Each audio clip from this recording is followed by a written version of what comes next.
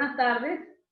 En nombre de la Sociedad Médica de Policlínica Metropolitana, le damos la más cordial bienvenida a todos los participantes que están conectados en este momento con nuestro webinar y a todos los ponentes y moderadores que nos acompañan en la tarde de hoy.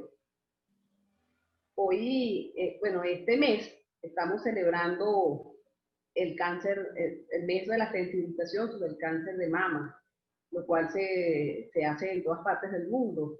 Y bueno, la Sociedad Médica de Policlínica Metropolitana, siempre a la vanguardia y pendiente de la salud de todas las personas que nos visitan, bueno, ha organizado este webinar con la finalidad de aumentar la sensibilización de todas las personas, sobre todo de las mujeres, sobre esta patología, para que podamos hacer una detección precoz y un tratamiento oportuno. Para hablar de este interesante tema y tan importante, nos acompañan, bueno, unos colegas que son los expertos en esta materia. El moderador será el doctor Ramón Pérez Bret. El doctor Ramón Pérez Bret es médico cirujano, médico oncólogo, formado en el Roswell Park Center Institute en Buffalo, Nueva York. Es adjunto y jefe de servicio de patología mamaria del Hospital Oncológico Padre Machado.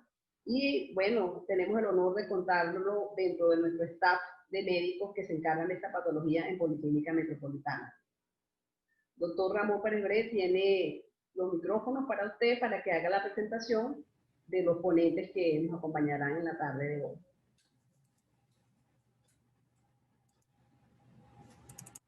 ¿Ya puede hablar? La presentación. Ajá, ya puede hablar. Muy buenas tardes. Le damos las gracias a la Sociedad Médica de la Policlínica Metropolitana por la oportunidad que nos brinda para conmemorar el Día Mundial del Cáncer de Mama. Para nosotros tenemos esta ocasión que mediante este foro virtual educativo vamos a hacer esta conmemoración y deseamos comenzar presentando a los charlistas del día de hoy, destacados profesionales en el ámbito de la mastología y que ejercen acá en la Policlínica Metropolitana. En primer lugar, como dama, hablará la doctora Ana María Ruch, la prevención, mamografía y métodos diagnósticos. La doctora Ruch es médico cirujano de la Universidad del Zulia, graduada en 1996, especialista como radiodiagnóstico de la Universidad Central de Venezuela en el 2001, fellowship en esta policlínica del 2001 al 2003, es adjunto de nuestro servicio de imanología, coordinadora en imanología mamaria desde el 2015. También en el 2012 hizo el curso de acreditación del Colegio Americano de Radiología en resonancia magnética de mama en Reston, Virginia, además de conferencista nacional e internacional, profesora colaboradora del Diplomado de Mastología de la Sociedad Venezolana de Mastología. El siguiente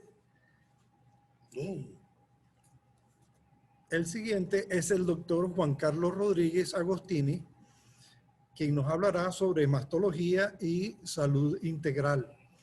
Él es médico cirujano graduado de la Escuela Luis Racete de la Universidad Central de Venezuela, cirujano general del Hospital General del Oeste del posgrado de la Universidad Central, cirujano oncólogo egresado del Oncológico Padre Machado, primer adjunto del Servicio de Patología Mamaria, del Servicio Oncológico Hospitalario del Seguro Social, expresidente de la Sociedad Venezolana de Mastología 2013-2015, es cirujano oncólogo mastólogo, ejerciendo en la Policlínica Metropolitana y en la Clínica Sanatrix. Luego tendremos al doctor Lambert Schneider Almea y nos hablará sobre las opciones y avances en cirugía. El doctor Snyder es cirujano general egresado de la Universidad Central de Venezuela, cirujano oncólogo del Instituto Oncológico Luis Racetti en Caracas, es mastólogo y se dedica además a la crioablación mamaria. Entonces, a continuación, la doctora Ana María hará su presentación sobre los métodos diagnósticos. Ana María, adelante. Gracias, doctor, por la presentación, bueno, para mí y para los colegas que trabajan conmigo en la policlínica. Vamos a hablar sobre prevención, mamografía y métodos diagnósticos. Ok. No podemos empezar a hablar sobre prevención y sobre métodos diagnósticos sin nombrar un poquito o hablar un poquito de las estadísticas del cáncer de mama. Debemos saber, o según la Organización Mundial de la Salud, es la neoplasia más común en mujeres, afecta a 2 millones de mujeres cada año. En 2018 se estimó que 627,000 mujeres murieron por cáncer de mama, es decir, el 15% de las muertes por cáncer en mujeres.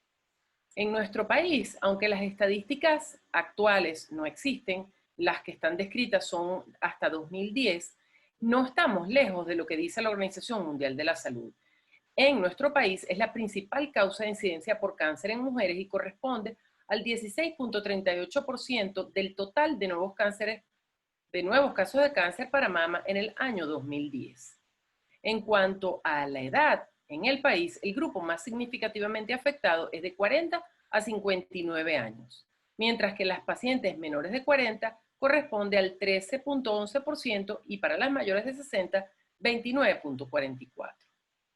En cuanto a la mortalidad, parecido al resto de los países del mundo, representa el cáncer de mama 1 de cada 6 muertes por cáncer en mujeres, siendo el principal grupo etario afectado igual que la incidencia entre 40 a 59 años.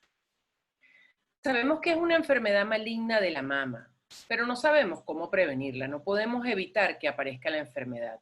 Lo único que podemos nosotros como médicos, tanto los cirujanos y nosotros los radiólogos, que aquí tenemos nosotros una función muy importante, es lo que llamamos el diagnóstico temprano, detectar las lesiones lo más pequeño que podamos. ¿Y por qué eso es importante? Porque no es lo mismo diagnosticar una lesión de 1 centímetro que una lesión de 5 centímetros. Sabemos que aquellas lesiones diagnosticadas menos de 1.4 centímetros van a sobrevivir aproximadamente 30 años. Y las lesiones diagnosticadas menores de 1 centímetro, la sobrevida en 5 años es mayor al 95%. ¿Qué quiere decir eso? Que la paciente prácticamente estaría curada. En cuanto a los métodos de prevención y control, tenemos el autoexamen, que es muy importante que las pacientes se examinen, pero las lesiones muy pequeñas pueden no encontrarse a la palpación, así como al examen clínico, y aquí entramos los radiólogos, vuelvo y repito, como parte fundamental en la evaluación de las imágenes. Entre los métodos de imágenes con los cuales evaluamos la mama tenemos la mamografía digital, la tomosíntesis, el ultrasonido mamario, la resonancia magnética, la mamografía con contraste y un estudio que se llama el PET. La mamografía es el único método recomendado para pesquisa de cáncer de mama en la población general. ¿Y eso por qué? Porque es el único método que ha logrado reducir la mortalidad del cáncer de mama a través del diagnóstico precoz. Porque la mamografía es capaz de ver algo que el resto de los estudios pueden no ver, como son las calcificaciones, y el 80% de los tumores, su primera representación son microcalcificaciones, es decir, lo más pequeño que podemos detectar generalmente lo puede ver la mamografía, sobre todo en el caso de las calcificaciones. El advenimiento de la mamografía digital, anteriormente teníamos mamografía analógica, como lo demostró el estudio ACRIN-DMIST, determinó que al avanzar de mamografía analógica digital, eso permitía mayor detección de lesiones, sobre todo en pacientes menores de 50 años con mamas densas. La mamografía, sin embargo, como todos los métodos, puede tener desventajas. ¿Por qué? Porque falla en detectar el 20% de las lesiones. A veces hay que llamar a las pacientes para segundos llamados para que regresen al departamento a hacerse otras proyecciones y puede generar falsos positivos porque hay alteraciones que son benignas que debemos biopsiarlas para confirmar que son realmente benignas. Cuando vamos a hacer un estudio debemos saber si es un estudio de pesquisa, que nosotros en nuestro país no tenemos sistemas o evaluaciones de pesquisa, pero esto es un estudio que solamente lleva 2 proyecciones y es importante que la paciente, o es necesario que la paciente no tenga ni síntomas ni signos. Cuando ya la paciente tiene signos o síntomas o tiene antecedentes de cáncer de mama, entonces la mamografía cambia y se convierte en un estudio diagnóstico. Debemos realizar proyecciones complementarias y muy probablemente anexar otros métodos de imagen. Existen muchas controversias sobre la edad de inicio, la periodicidad con la que debemos realizar la mamografía y la fecha de culminación. Cuando vamos a hablar sobre las controversias de cuándo vamos a empezar, debemos establecer si la paciente que se va a controlar es población general, es decir, no tiene ningún antecedente de riesgo, o es población de alto riesgo, que son aquellas pacientes que tienen historia familiar de cáncer de mama, historia familiar de cáncer de ovario, o han sido tratadas en edad temprana por enfermedades Hodgkin. En Venezuela, para la población general, aquella paciente que no tiene antecedentes, está establecido desde el año 2017 que el control debe comenzar a los 40 años.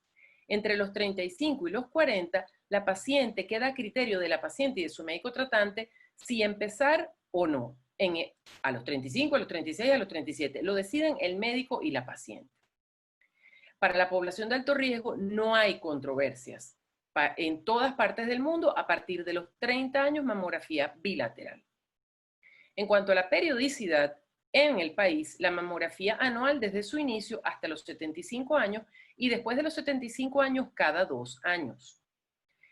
En cuanto a la edad de finalización, muchas veces las pacientes preguntan hasta cuándo deben realizarse la mamografía. Deben saber que la edad es un factor de riesgo y 1 de cada 3 pacientes mayores de 70 años va a tener cáncer de mama. Por eso se recomienda que la mujer siga siendo controlada con mamografía si posee un buen estado de salud. Hasta la fecha no hay estudios de pesquisa mamográfica en mujeres mayores de 75 años.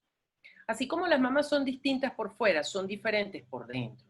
Y para las pacientes que tienen mamas en estas categorías de la derecha, heterogéneamente densas y extremadamente densas, se necesitan otros estudios complementarios, como pueden ser la tomosíntesis, la resonancia, la mamografía con contraste y el ultrasonido. La mamografía 3D o tomosíntesis se realiza en el mismo mamógrafo o es el mismo equipo con la mama comprimida. La única diferencia es que el equipo bascula y se obtienen imágenes en diferentes ángulos. La tomosíntesis se ha demostrado que detecta 35% más de lesiones.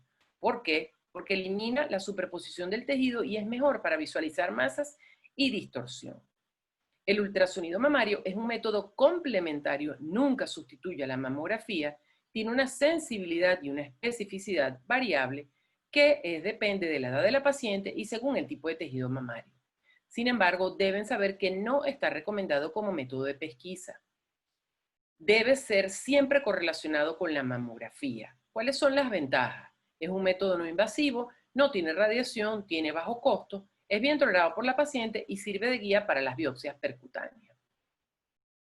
Las desventajas del ultrasonido es operador y equipo dependiente. No todo el mundo puede hacer el ultrasonido, no en todos los equipos se puede hacer el ultrasonido, porque podemos ver la diferencia entre las 2 imágenes, entre la superior y la inferior de la misma alteración en equipos diferentes. Vean la resolución y el contraste excelente en el equipo de mayor resolución.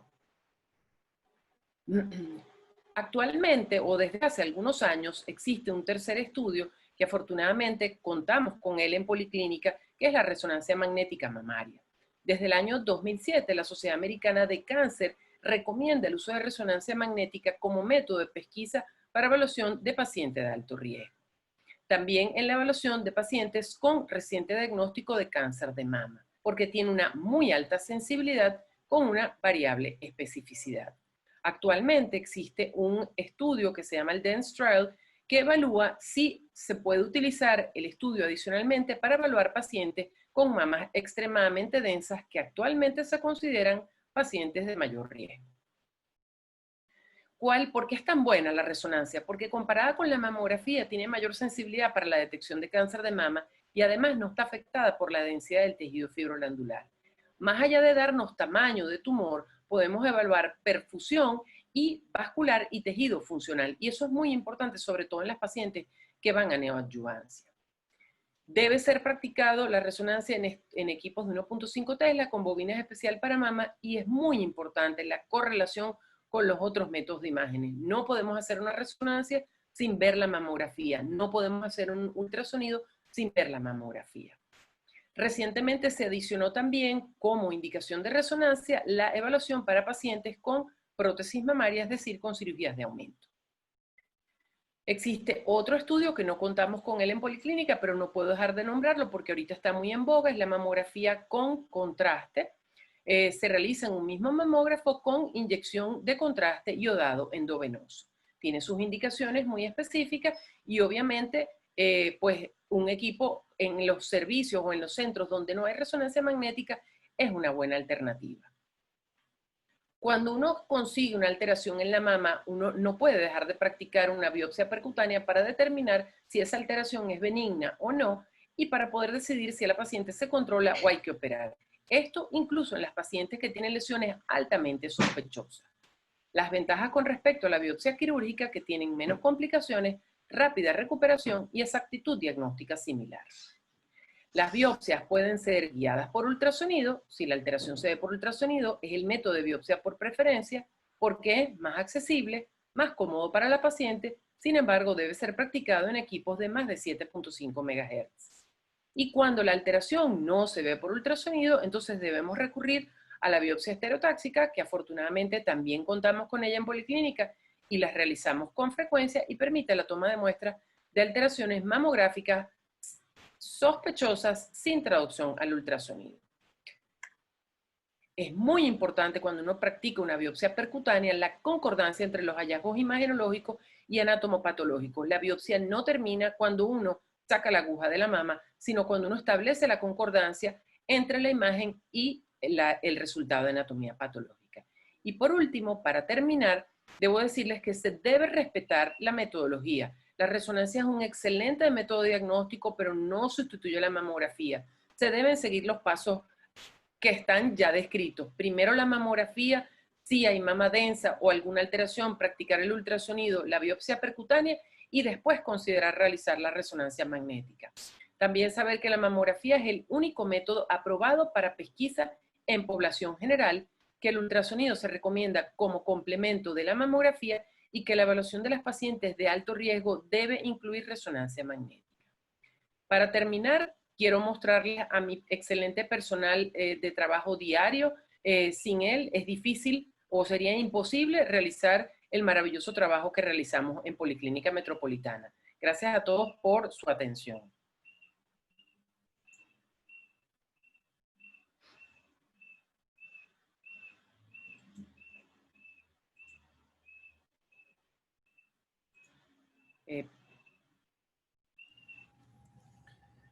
Voy a dejar de compartir mi pantalla. Ana María, muchas gracias por tu participación. Una charla muy explicativa en tu área.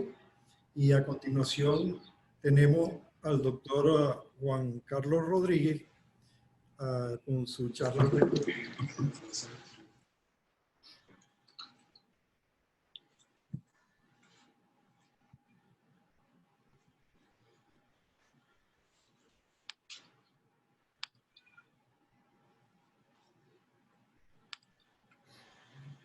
Bueno, muy buenas tardes. Agradecido por la invitación a participar en estas jornadas, en la cual trataremos un tema de suma importancia a propósito de la conmemoración del mes de concientización sobre el cáncer de mama, cuyo día vamos a celebrar el próximo lunes 19. Como todos sabemos y como ya mencionó Ana María en su conferencia inicial, el cáncer de mama es la principal causa de cáncer en nuestra mujer venezolana en cuanto a incidencia de enfermedades neoplásicas, además de que es la primera causa de muerte por cáncer en la mujer venezolana.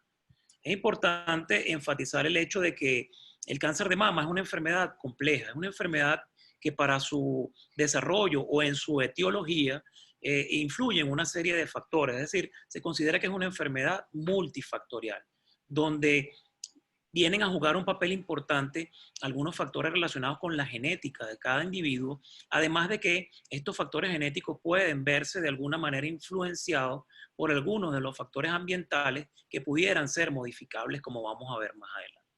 Entonces, es importante conocer que dentro de los factores genéticos existen una serie de mutaciones a nivel genético, sobre todo en aquellos genes que controlan el crecimiento de tumores, y que los más conocidos a nivel mediático posterior a la cirugía profiláctica realizada por Angelina Jolie son los genes que se denominan BRCA1 y BRCA2. Son genes que tienen una alta penetrancia, es decir, que tienen una alta capacidad de que sus mutaciones generen la enfermedad en la mujer. Pero es importante enfatizar el hecho de que estos cambios a nivel genético solo llegan a representar un pequeño porcentaje de los cánceres de mama de manera general. Se estima que más o menos un 10 o un 15% de los cánceres de mama son originados por mutaciones a nivel de estos genes. El otro porcentaje restante, estamos hablando de entre un 85 y un 90% de los casos, son cánceres de mama que se consideran o que se denominan esporádicos, es decir, que no tienen relación con estos cambios a nivel de los genes que predisponen para la enfermedad. Es importante enfatizar que existen una serie de factores de riesgo que pueden predisponer a una mujer a desarrollar la enfermedad. El hecho de que una paciente tenga un factor de riesgo no es implicativo o no lleva implícito que esta mujer al final de cuentas va a desarrollar un cáncer de mama. Y el caso contrario también es cierto. Hay muchas mujeres que no tienen ningún factor de riesgo y llegan a desarrollar la enfermedad. O sea que no es una relación lineal o matemática. Entre los factores de riesgo hay algunos que son no modificables, como por ejemplo el sexo. El hecho de ya ser mujer significa que tiene un riesgo mayor, aunque los hombres también pueden padecer un cáncer de mama en un porcentaje que puede estar entre el 1 y el 3%, dependiendo de cada una de las series. Pero el hecho de ser mujer ya implica que el riesgo para padecer un cáncer de mama es un poco mayor. También otro factor de riesgo que no es modificable es la edad. El cáncer de mama es mucho más frecuente en mujeres por encima de los 50 años. Se estima, como ya mencionó Ana María, que entre los 50 y los 59 años es donde se ve uno de los picos de mayor incidencia de la enfermedad. Como el cáncer de mama es un cáncer hormonodependiente, va a estar influenciado su desarrollo por el estímulo hormonal que exista sobre la mama. Es decir, básicamente por los estrógenos y por la progesterona que se originan a nivel del ovario. Influyen también a nivel de la mama. Entonces, mientras más tiempo de su vida reproductiva tenga una mujer exposición a este tipo de hormonas, la posibilidad de que desarrolle un cáncer de mama son mayores. Entonces, si una mujer se desarrolla de manera temprana, que es lo que llamamos una menopausia, una menarquia precoz, antes de los 12 años, o aquella paciente cuya menstruación finaliza de manera tardía, es decir, una menopausia por encima de los 55 años, son mujeres que están durante mayor cantidad de años expuestas al estímulo hormonal de estrógenos y progesterona y por lo tanto tienen una mayor predisposición a poder padecer un cáncer de mama. También se han implicado como factores de riesgo no modificables el hecho de no tener hijos, la nuliparidad, el hecho de tener un primer embarazo después de los 30 años, son factores que también están relacionados con la parte hormonal de cada mujer y que también se han implicado como factores de riesgo para el desarrollo de la enfermedad. Y el hecho de dar o no lactancia, que se considera que tiene un efecto protector para el desarrollo de cáncer de mama, también es otro de los aspectos que se han incluido dentro de los factores de riesgo para cáncer de mama. Otros factores de riesgo no modificables es el hecho de que esa paciente haya tenido un antecedente de un cáncer de mama. Eso ya la predispone y el riesgo para que ella pueda desarrollar un nuevo cáncer de mama en la mama inicial o en la mama contralateral es mucho mayor. O el hecho de una paciente que tuvo un antecedente de haberse realizado una biopsia cuyo reporte de anatomía patológica informó que existía una enfermedad proliferativa, es decir, una enfermedad que a la larga debemos vigilar porque la posibilidad de que esta enfermedad desarrolle un cáncer de mama es mayor. El hecho de que esta paciente, por algún antecedente, porque le trataron un cáncer de mama y recibió radioterapia a esa mama, o pacientes con enfermedades, por ejemplo, linfoproliferativas, como linfomas, donde anteriormente se utilizaba radioterapia, lo que se llama en manto a todo el tórax, ese antecedente hace que esa paciente tenga un riesgo mayor de padecer un cáncer de mama. El hecho de que la paciente tenga familiares de primero o de segundo grado con cáncer de mama, con cáncer de ovario o con cáncer de próstata, o el hecho de haber algún familiar masculino de primero o de segundo grado que ha tenido un cáncer de mama, predispone a esta mujer a que tiene un riesgo mayor de padecer un cáncer de mama. Y el otro aspecto, que también lo mencionó Ana María, y que es el hecho de que una paciente tenga mamas densas, el término es un término, digamos, radiológico, mamográfico, donde la cantidad de tejido fibroglandular que existe en esa mama es acentuado y esas pacientes pudieran tener, o se ha demostrado en los diferentes estudios, que pudieran tener una mayor predisposición a padecer un cáncer de mama. Existen igualmente algunos otros factores ambientales o relacionados con el estilo de vida de la paciente, que sí pudiéramos llamarlo modificables, porque nosotros podemos influir, o la mujer puede influir en esos aspectos para cambiarlos y tratar de reducir su posibilidad de desarrollar un cáncer de mama o reducir su riesgo. El hecho de ser obeso o de tener un índice de masa corporal elevado predispone a la mujer, sobre todo en las mujeres después de la menopausia. El hecho de ser obesa aumenta el riesgo de que esta mujer pueda padecer un cáncer de mama.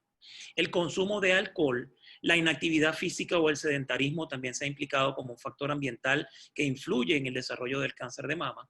El consumo de cigarrillos, la dieta, aunque los estudios no demuestran una relación lineal entre dieta y cáncer de mama, sí hay algunas sugerencias en relación con algunos tipos de alimentos que pudieran predisponer al desarrollo de cáncer de mama, y el uso de anticonceptivos orales o de terapia de reemplazo hormonal por más de 5 años a mujeres posmenopáusicas también pudiera predisponer al desarrollo de un cáncer de mama. Lo cierto es que estos factores, tanto los no modificables como los modificables relacionados con el estilo de vida y con los ambientales, pudieran coexistir y pudieran asociarse de manera positiva a que esta mujer pueda tener un mayor riesgo para desarrollar un cáncer de mama.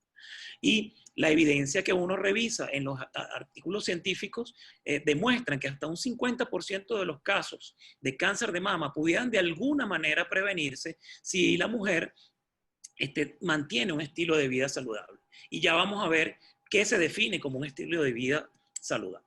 Entonces, el adoptar una serie de condiciones en el estilo de vida que pudiéramos llamar favorables pudieran inclusive tener alteraciones o influir en los factores genéticos de cada una de estas mujeres, tanto mujeres premenopáusicas como posmenopáusicas, y de esta manera modificar el riesgo o la posibilidad de que esta mujer pueda desarrollar un cáncer de mama.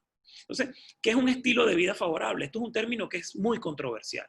Recientemente acaba de salir publicado un artículo con más de 90.000 mujeres que dentro de sus conclusiones reporta que independientemente del riesgo que pueda tener una mujer desde el punto de vista genético, es posible reducir la posibilidad de que esta mujer desarrolle un cáncer de mama solo con mantener un estilo de vida favorable o un estilo de vida saludable. Entonces, ¿qué incluye esto? Incluye el que la mujer haga ejercicios, que realice alguna actividad física importante, que mantenga un peso corporal adecuado, que limite el uso de alcohol, el consumo de cigarrillos, el uso de anticonceptivos orales y que la terapia de reemplazo hormonal no se prolongue más allá de 5 años. Entonces, de acuerdo a este trabajo, el hecho de tener 4 o más de estos factores, ellos lo definen como un estilo de vida favorable. Entonces, pudiéramos decir en conclusión, el hacer ejercicio, mantener un peso adecuado, no consumir alcohol, cigarrillo y limitar la exposición a hormonas exógenas como anticonceptivos orales o terapia de reemplazo hormonal. En relación con el ejercicio y cáncer de mama, son muchos los trabajos que uno puede revisar en la literatura, pero cuando usted revisa, por ejemplo, en pacientes que han tenido cáncer, el sedentarismo puede asociarse con un incremento en el riesgo de muerte. Y la posibilidad de muerte en una paciente con cáncer que no realiza ningún tipo de ejercicio puede ser hasta 82% mayor que en una paciente que realiza ejercicios de manera regular. Entonces, el ejercicio inclusive de baja cuantía, como por ejemplo un ejercicio leve con unos 30 minutos de caminata corta al día, pueden inclusive reducir el riesgo de padecer cáncer de mama hasta en un 8% de las mujeres. La Sociedad Americana del Cáncer recomienda en un artículo reciente que las mujeres que han padecido un cáncer de mama y que son sobrevivientes de un cáncer de mama deben realizar por lo menos, y es lo que recomienda esta sociedad, 150 minutos de actividad física de intensidad moderada, como por ejemplo caminar, hacer bicicleta, por semana de actividad física, o en su defecto 75 minutos de actividad física intensa, llámese ejercicios aeróbicos, correr, trotar o nadar, pero la mayoría de las mujeres sobrevivientes de cáncer de mama no cumplen o no siguen esta recomendación. Entonces, la recomendación es que por lo menos 30 minutos de actividad física de intensidad moderada o vigorosa reducen el riesgo de padecer cáncer de mama en un 31%. Entonces, una de las recomendaciones que nosotros debemos hacerle a nuestras pacientes en la consulta mastológica es que mantengan una actividad física de manera regular, porque eso las va a ayudar a disminuir el riesgo de que aparezcan nuevos tumores y de que mueran por la enfermedad. Entonces, inclusive se ha reportado un riesgo de reducción, una reducción del riesgo de la recurrencia, disculpen, hasta en más del 50% y como ya mencioné, una menor tasa de mortalidad solo con hacer ejercicios en las indicaciones que recomienda esta sociedad americana. Desde el punto de vista de ejercicio también, la influencia que tiene el ejercicio sobre la salud del hueso es importante. Muchas de las pacientes tratadas por cáncer de mama secundario a los tratamientos empleados tienen un mayor riesgo de osteoporosis y de fractura. Entonces, por otro lado, el ejercicio previene la pérdida de esa densidad mineral ósea y este efecto, según algunos estudios, pudiera mantenerse hasta 2 a 3 años después de haber culminado estos programas de ejercicio. Entonces, no solamente reduce la posibilidad de que reaparezca la enfermedad o de que mueran por la enfermedad, sino que también mejora la salud de sus huesos. Entonces, en conclusión, pudiéramos decir en relación con la actividad física que en pacientes que han sobrevivido a un cáncer de mama, la actividad física mejora su calidad de vida, reduce el dolor crónico asociado a sus tratamientos por la enfermedad previa, las ayuda a mantener un peso corporal adecuado y a reducir su índice de masa corporal y por lo tanto no ser obesas, y además de eso, menos síntomas relacionados con los tratamientos. Por ejemplo, la terapia endocrina es un tipo de terapia que se usa de manera adyuvante para manejo de cáncer de mama, receptores hormonales positivos, que tiene como efectos colaterales dolores articulares que pudieran mejorar de manera importante solo con realizar ejercicio o actividad física después de haber padecido un cáncer de mama. En relación con el alcohol y el estilo de vida, el consumo de alcohol se relaciona de manera causal con muchos tipos de cáncer y entre ellos se incluyen los tumores malignos de la mama. Incluso con bajo consumo o con baja cantidad de consumo de alcohol, el incremento en el riesgo de recurrencia, de muerte o de segundos tumores en pacientes que han padecido un cáncer de mama se ha demostrado desde el punto de vista estadístico que puede ser significativo. El etanol es considerado un carcinógeno del grupo 1 y puede incrementar inclusive el riesgo hasta un 10% por cada 10 gramos de etanol ingerido por día. Y eso es importante que lo tengamos en cuenta porque este efecto inclusive puede ser mayor del 10% en mujeres posmenopáusicas. Entonces, otra de las recomendaciones que debemos hacerle a nuestras pacientes tratadas por cáncer de mama es el hecho de que disminuyan su consumo de alcohol. El alcohol, por otro lado, aumenta el nivel de hormonas sexuales endógenas, particularmente estrógenos circulantes, por un mecanismo que no se conoce a ciencia cierta, pero como ya habíamos mencionado inicialmente, los estrógenos son en muchos casos el alimento o la fuente que estimula que el tumor pueda volver a aparecer nuevamente.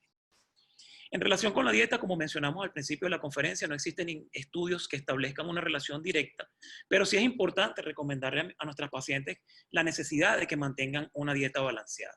No es limitante ni durante el tratamiento, ni después, ni en el estilo de vida de una mujer que no haya padecido cáncer de mama, el hecho de eliminar algunos alimentos de su hábito dietético normal, pensando en que probablemente eso pueda aumentar o no su riesgo de desarrollar cáncer de mama. Lo que sí está establecido es que el mayor consumo de fibra, básicamente de frutas y de vegetales, disminuye la reabsorción intestinal de estrógenos que se producen a nivel biliar y aumenta su excreción en las heces. Por lo tanto, es un tipo de medicamento que se recomienda, así como reducir el consumo de carnes rojas, de carnes procesadas, también se ha visto que pudiera reducir el riesgo de padecer un cáncer de mama. Entonces, en relación con la alimentación, existen algunos que implican un mayor riesgo, como ya mencionamos, el consumo elevado de grasas, porque esto aumenta los niveles de estrógeno o de hormonas endógenas, y los que se relacionan con un menor riesgo son el consumo de vegetales, preferiblemente aquellos que no contienen almidón, como los que están mencionados en la lámina, o alimentos ricos en carotenos como zanahorias, auyama, espinacas, etc.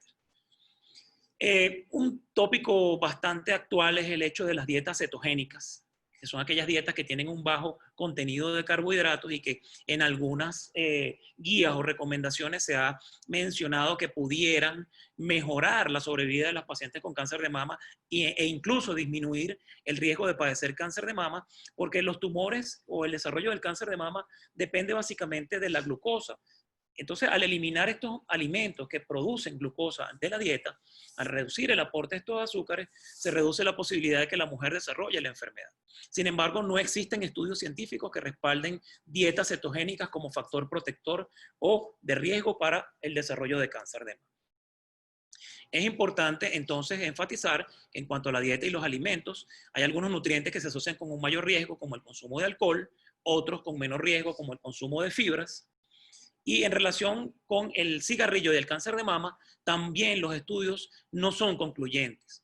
El tejido mamario, como en otros sitios del organismo, es capaz de absorber los carcinógenos que se producen por el cigarrillo y por el hábito tabáquico. E inclusive, en algunos estudios en animales in vitro, el cigarrillo ha logrado inducir el desarrollo de tumores a nivel de la glándula mamaria por modificaciones a nivel del ADN de las células. Y cuando uno revisa el ADN de células de mujeres fumadoras versus no fumadoras que han desarrollado cáncer de mama, los cambios a nivel de las células, del ADN de las células, son mayores en las mujeres que fuman, sobre todo en aquellas mujeres que han desarrollado un cáncer de mama. Entonces, el hábito tabáquico pudiera ser un factor que predisponga al desarrollo de cáncer de mama, aunque esto no está demostrado desde el punto de vista estadístico. Entonces, en conclusión y para finalizar, las recomendaciones serían que la mujer haga ejercicios, que evite la inactividad física o el sedentarismo, que evite el sobrepeso, sobre todo mujer posmenopáusica, que evite o limite el consumo de alcohol y el consumo de cigarrillo, que procure mantener una dieta balanceada, sobre todo con un alto contenido de fibras. Y lo más importante, ya lo mencionaba también Ana María, en cáncer de mama no hacemos prevención primaria, no hay ninguna vacuna que le evite a usted desarrollar un cáncer de mama. Pero lo más importante en cáncer de mama es la prevención secundaria y el caballito de batalla que ha logrado disminuir la mortalidad por cáncer de mama y la detección de la enfermedad en etapas tempranas es la mamografía de pesquisa. Y en nuestra Sociedad Venezolana de Mastología, la recomendación es que a partir de los 40 años debe hacerse una mamografía de manera rutinaria una vez al año, una mamografía bilateral, complementada o no por alguno de los métodos diagnósticos ya mencionados en la conferencia anterior. Y aunque desde el punto de vista mediático se le ha dado mucho énfasis al autoexamen mamario, uno no deja de recomendarlo porque en el momento en que una paciente toque una lesión, probablemente deba acudir a la consulta mastológica. Pero lo más importante es detectar esa lesión inclusive antes de que la paciente la toque o que nosotros en el examen clínico, en la consulta mastológica, la toquemos. ¿Y cómo vamos a hacer eso? Con una mamografía. Cuando una paciente logra detectar una lesión en su mama, ya esa lesión tiene tiempo creciendo y la hemos podido haber detectado con anterioridad en una mamografía bien hecha. Entonces, aunque desde el punto de vista mediático yo soy firme defensor de la mamografía de pesquisa, pero desde el punto de vista mediático se le ha dado mucho más énfasis al autoexamen mamario. Entonces, yo creo que las dos cosas se complementan. Entonces, realízate tu mamografía anualmente si tienes 40 años o más, complementado o no con ultrasonido mamario, y acuda a tu consulta mastológica y, por supuesto, de manera mensual, preferiblemente en las mujeres que ven menstruación una semana después de la menstruación, realizarse su autoexamen mamario mensual, porque nadie va a conocer mejor su mama y ante cualquier cambio en las características de su glándula mamaria, acudir a la consulta. Muchísimas gracias por la atención.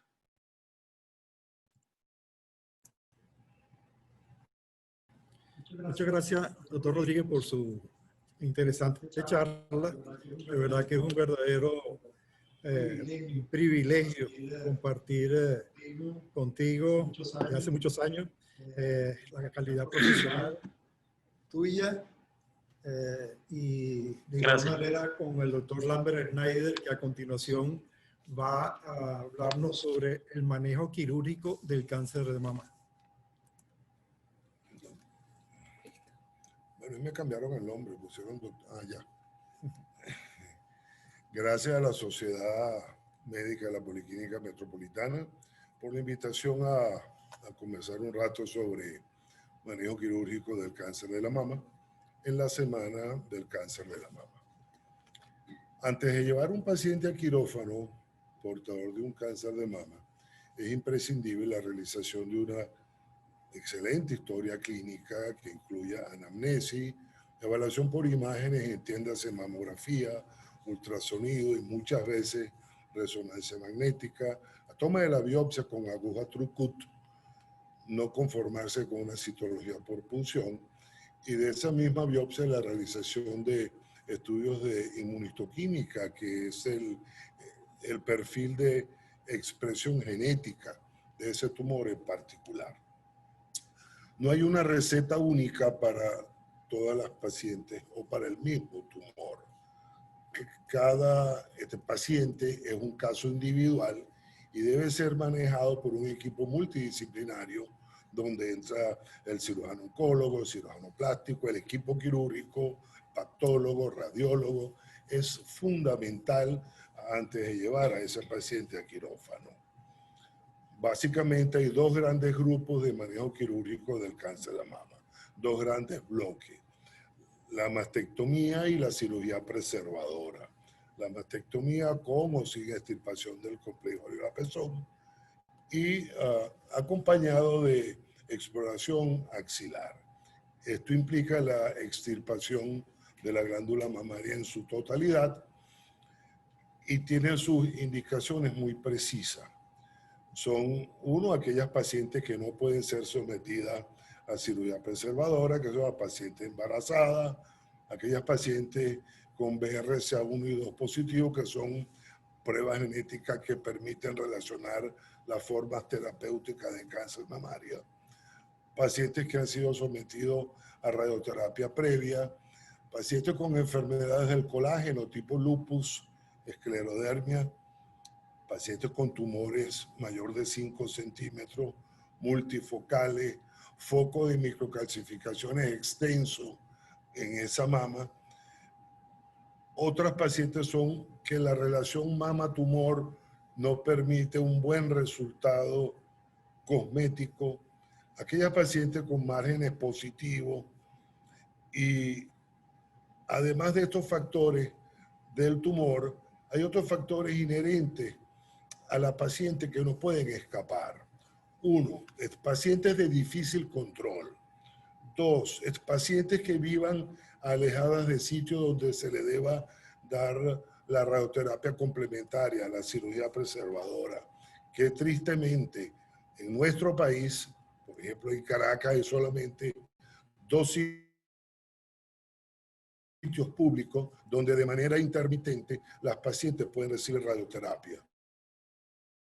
Y el manejo protractado definitivamente no es beneficioso para el pronóstico de estas pacientes. Hay otras pacientes que hasta le solicitan a uno, no doctor, yo no me quiero quedar con esa mama en la mama y así me siento más tranquila. Son muchos tópicos que se pueden discutir. Definitivamente la cirugía está contraindicada en los casos de carcinoma inflamatorio. Hay que siempre plantearle a la paciente que se le va a realizar una mastectomía que tiene la opción de una reconstrucción inmediata, es decir, sale de quirófano con una mama nueva. Y esto es beneficioso para su salud, su nivel de vida posterior. Esta reconstrucción inmediata puede ser con tejido autólogo de la mama, de la misma mama, o acompañado de implantes o de expansores.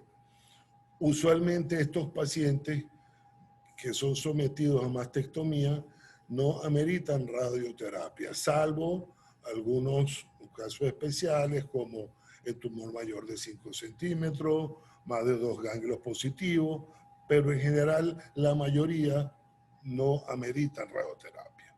Cuando los tumores son mayor de 5 centímetros y no son susceptibles de cirugía, podemos acudir a lo que se conoce con el nombre de neoadyuvancia, el cual se le administra a la paciente quimioterapia o manejo endocrino o ambos, con la finalidad de reducir el tamaño tumoral y hacerlo susceptible de ser intervenido quirúrgicamente o hacerlo operable. El otro gran bloque de manejo quirúrgico es la cirugía preservadora, que implica la extirpación del tumor con un margen de tejido sano, Es lo que se conoce como el nombre de tumorectomía, lumpectomía, cuadrantectomía, acompañado de exploración de la axila. Todos los casos de cirugía preservadora ameritan radioterapia complementario, salvo escasas excepciones, como pacientes de edad avanzada, de factores pronósticos buenos o positivos, como receptor de estrógeno positivo, ganglio centinela negativo, este tumor menor de 1 centímetro, que bien pudiera beneficiarse de manejo endocrino con una tableta por vía oral. Es importante relacionar un tema que es relativamente nuevo, que es la cirugía oncoplástica, que es las bondades de la cirugía plástica aunado a la cirugía oncológica, sin menoscabo del manejo oncológico de la paciente. Esto le da resultados cosméticos mejor que la paciente sale de quirófano con una mama nueva. Eso se traduce en una mejor calidad de vida sin alterar el pronóstico de la enfermedad. ¿Qué hacer con la paciente la cual se ha mastectomizado? ¿Qué hacer con la mama opuesta? Que la mayoría de los pacientes, cuando tienen que ser mastectomizados o se le plantea que la solución es una mastectomía con reconstrucción inmediata, lo primero que le preguntan a uno como cirujano es: doctor, ¿y cómo me quedo yo con la otra mama? Esta usted me dice que me va a quedar con un buen resultado cosmético, pero ¿y la otra qué hacemos?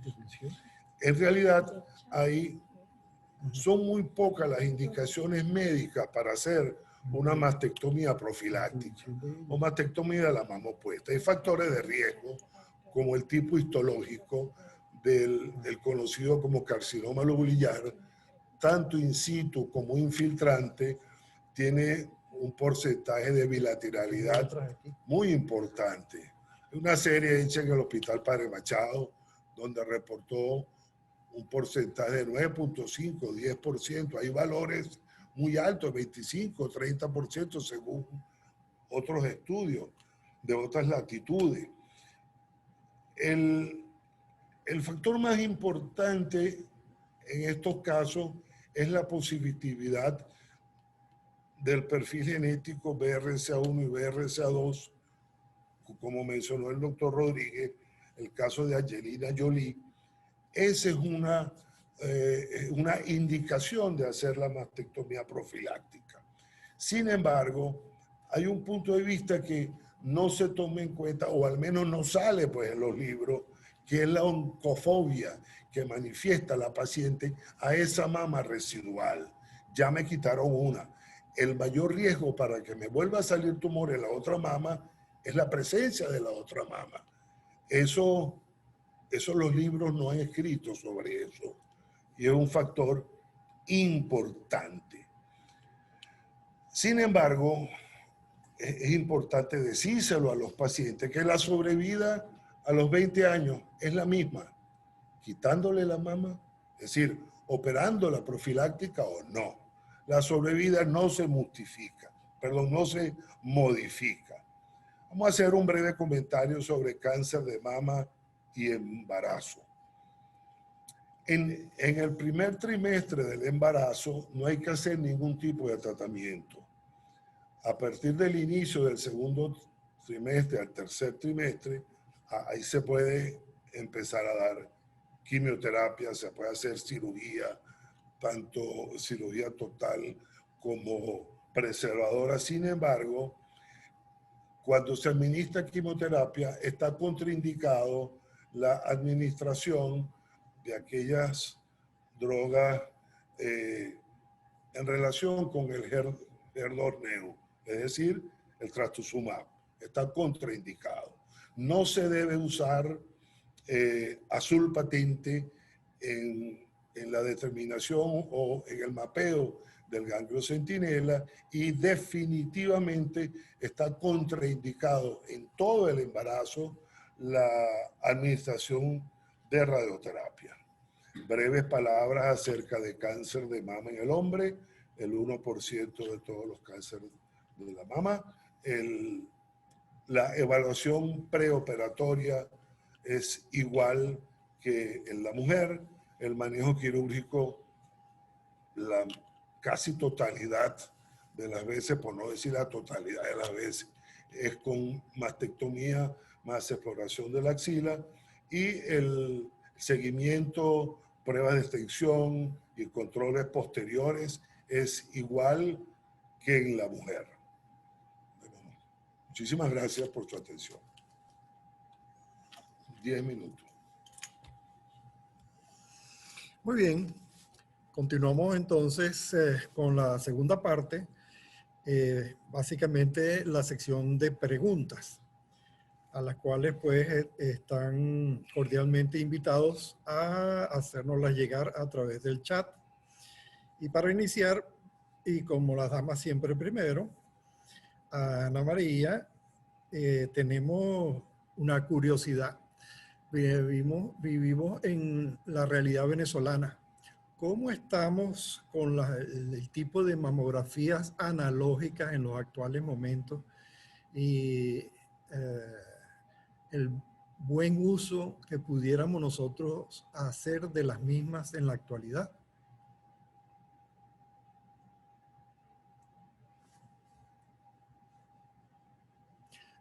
Ana María, tienes que colocar el audio. Desactívalo. Sí, ya lo activé, disculpen. Mamografías analógicas aún las podemos ver o vemos con frecuencia, mamografías analógicas que luego se digitalizan.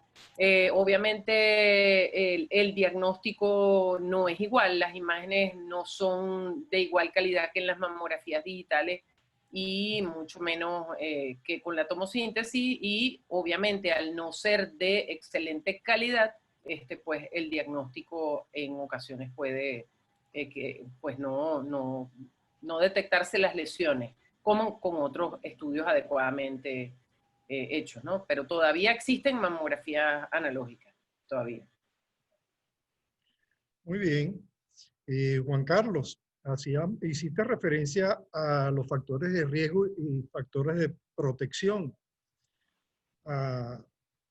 ¿Se pueden modificar ambos? Quisiera saber si usted está viendo para allá por la pantalla. No. No.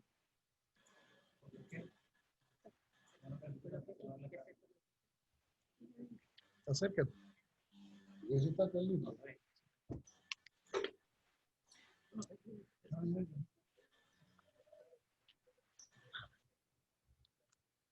Bueno, la pregunta era relacionada con... ¿Se pueden modificar? Sí, claro, hay algunos factores de riesgo que son modificables. Mencionamos Carlos. Básicamente, en relación con el peso, bueno, mantener un peso ideal, mantener un peso corporal adecuado, con un índice de masa corporal adecuado. Podemos modificar también la dieta, podemos modificar los diferentes alimentos que incluye esa paciente en su dieta. Podemos modificar el no fumar, el limitar el consumo de cigarrillos. Podemos modificar también el consumo de alcohol. Podemos modificar el hacer ejercicio. Eso también son factores de riesgo que podemos modificar para tratar de disminuir el riesgo de padecer la enfermedad. Básicamente eso. También tenemos desde el punto de vista de la cirugía preservadora en el país, complementariamente hay que hacer radioterapia.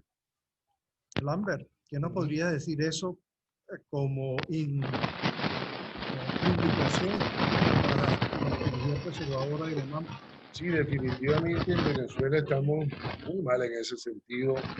En Caracas solamente hay 2 sitios donde se puede administrar radioterapia. Uno en el Instituto Oncológico Luis Racetti, el otro es el Hospital Juanito. Sin embargo, tengo entendido que los tratamientos la mayoría de las veces se dan de manera manera programada, es decir, intermitente. La máquina funciona un mes sí, después 3 meses no, 15 días sí, un mes no, y nada que hablar del interior de la República. Es por eso que da realmente tristeza y da este coraje el que una paciente que bien puede preservar su mama se tenga que llevar inexorablemente a una cirugía radical o a una mastectomía porque simplemente en el país no hay radioterapia a nivel público. Recordemos que el tratamiento radiante en privado es costoso. Nada que hablar de la situación actual del país. Entonces, estamos muy mal en ese sentido. Muy bien, por acá nos hacen la siguiente pregunta sobre la fecha de recomendación para hacer la primera mamografía. Ana Doctor, María. la primera mamografía, como yo lo dije en la conferencia, si la paciente no tiene antecedentes ni tiene riesgo elevado, es a partir de los 40 años.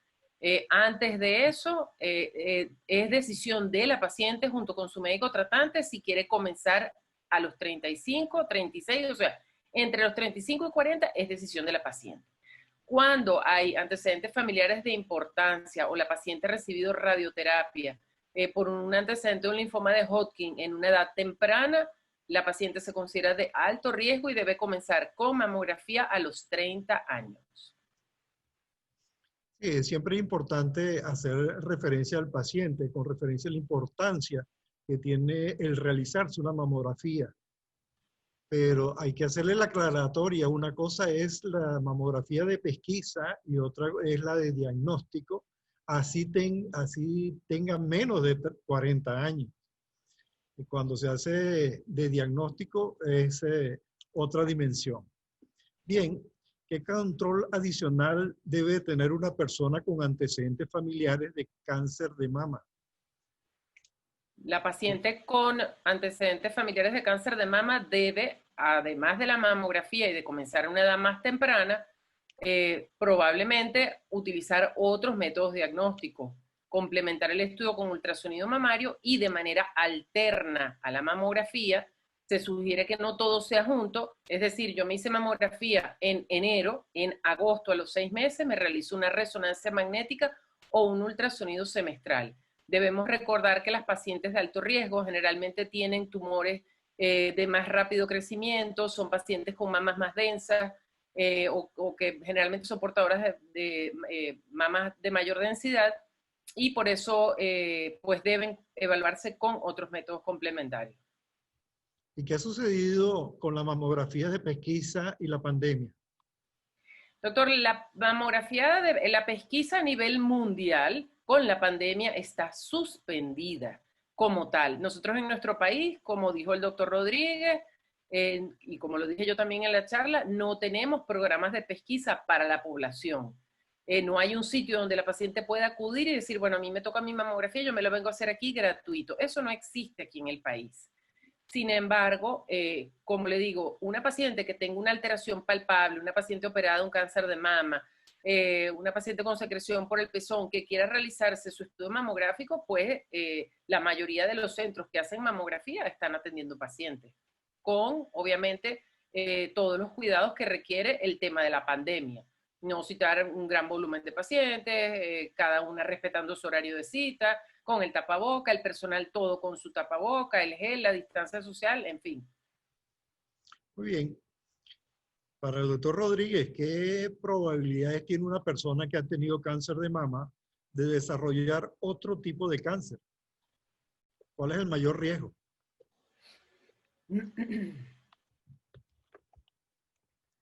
Bueno, el riesgo es de desarrollar un segundo cáncer de mama o hacer lo que nosotros llamamos, en el caso de que usted haya preservado la mama de esa paciente, la posibilidad de que esta paciente desarrolle una recurrencia o una recidiva de su enfermedad. Uno de los factores de riesgo para desarrollar un cáncer de mama es el antecedente de haber tenido un cáncer de mama en esa mama o en la contralateral. Entonces, ese es uno de los principales factores de riesgo. Se ha asociado, y hay algunos síndromes donde se asocia la aparición de cáncer de mama con cáncer de ovario, que es el síndrome de mama-ovario, que son pacientes que tienen una predisposición genética a padecer, además del cáncer de mama, a padecer cánceres de mama, perdón, de ovario adicionales a su cáncer de mama inicial. Pero básicamente es la recurrencia o la reaparición de la enfermedad del cáncer de mama después de haber sido tratada por un cáncer previo. Doctor Schneider, con referencia a la mastectomía y la reconstrucción, ¿puede ser inmediata o tardía? ¿Qué depende? Bueno, depende de lo ideal sería que fuese en un solo tiempo. Antes se hablaba que las pacientes que debían recibir radioterapia, la incidencia de contractura a nivel protésico era muy alto. Hoy en día con los equipos de ortovoltaje, eso es mínimo, mínimo. Y con las nuevas técnicas quirúrgicas, lo ideal, lo que yo trato con los pacientes míos, es resolver todo en un solo tiempo. Hay un factor también asociado. Ninguna compañía de seguro te cubre 2 cirugías, es decir, la colocación primero de un expansor para lograr el volumen adecuado y segundo, el retiro del expansor, la colocación del implante definitivo. Si cuesta un mundo, muchas veces que den la carta aval por una cirugía con diagnóstico de cáncer de mama, no me quiero imaginar el pedir 2 cartas aval por el mismo tratamiento quirúrgico. Sí, ha venido cambiando evidentemente lo de la reconstrucción.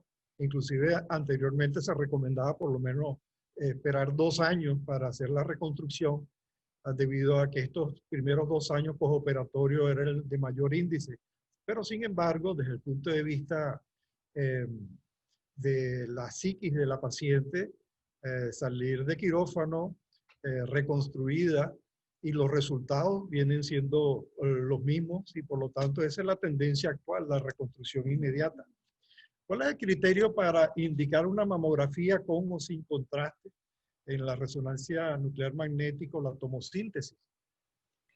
Ok, la indicación para realizar, que lo hace la doctora Keila, mamografía con y sin contraste, son parecidas a en el caso de la resonancia las indicaciones son muy claras y ya yo lo dije, como método de pesquisa para pacientes de alto riesgo, como evaluación en pacientes con diagnóstico reciente de cáncer de mama y la paciente portadora de prótesis mamaria. Actualmente hay también un estudio en camino andando el DENSE Trial, que es para evaluar pacientes con mamas heterogéneamente densas y extremadamente densas que tienen mayor riesgo.